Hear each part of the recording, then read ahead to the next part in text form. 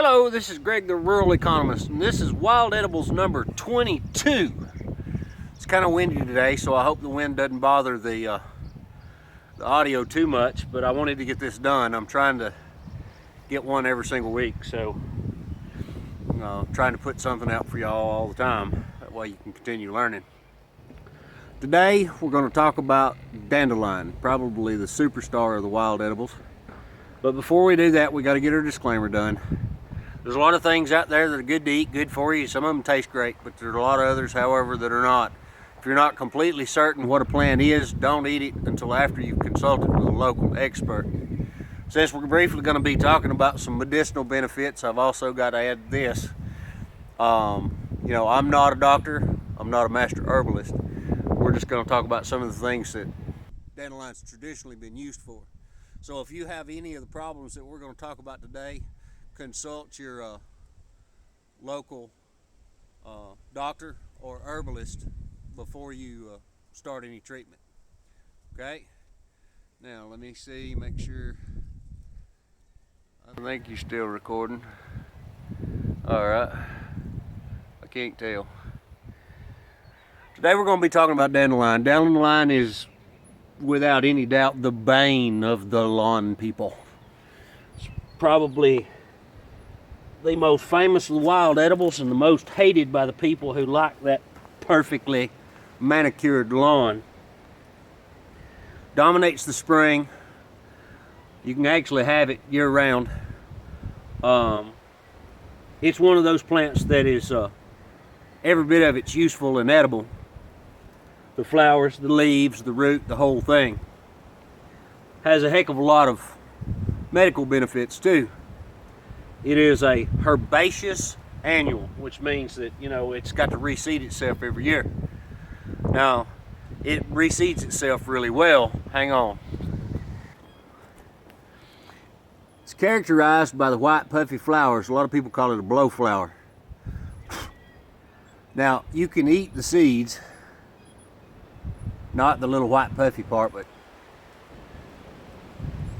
the little seeds. The leaves, to me, kind of look like a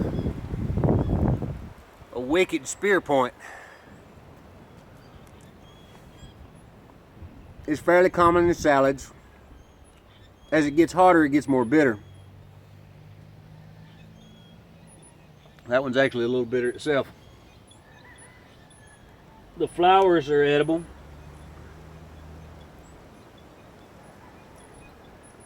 Not too bad.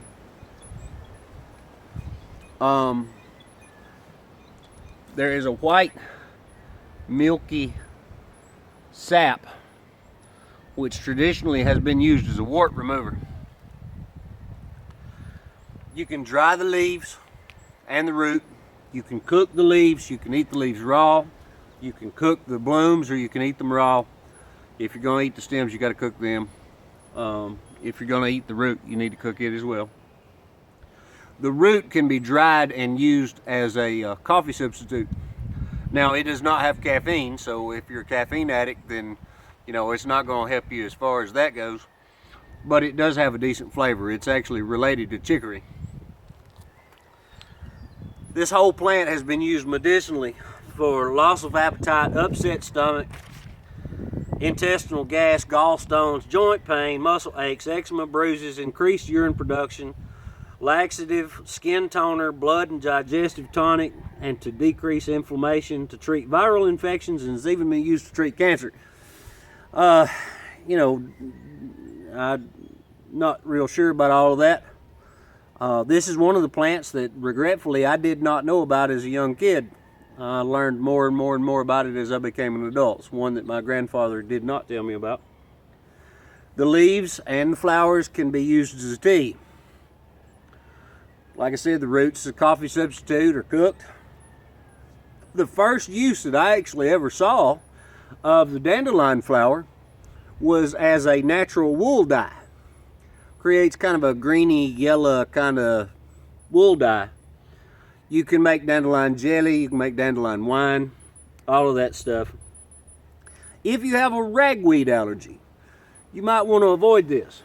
Now, since I've been asked to include the Latin name Taraxacum officinale. You should be able to see that. Now, Taraxacum officinale actually supposedly is translated official healer. So it's a big time on the medicinal scale. It's basically all over the world. It was introduced to the United States a long time ago. Some people actually say by the Pilgrims, others say other people brought it as medicinal and introduced it. But since that time, it's kind of spread all over the world. So you most likely have it in your yard if you don't use weed and feed. This is one of those things that people poison quite heavily, so avoid places that have been treated with chemicals. Like I said, if you are allergic to ragweed, avoid it.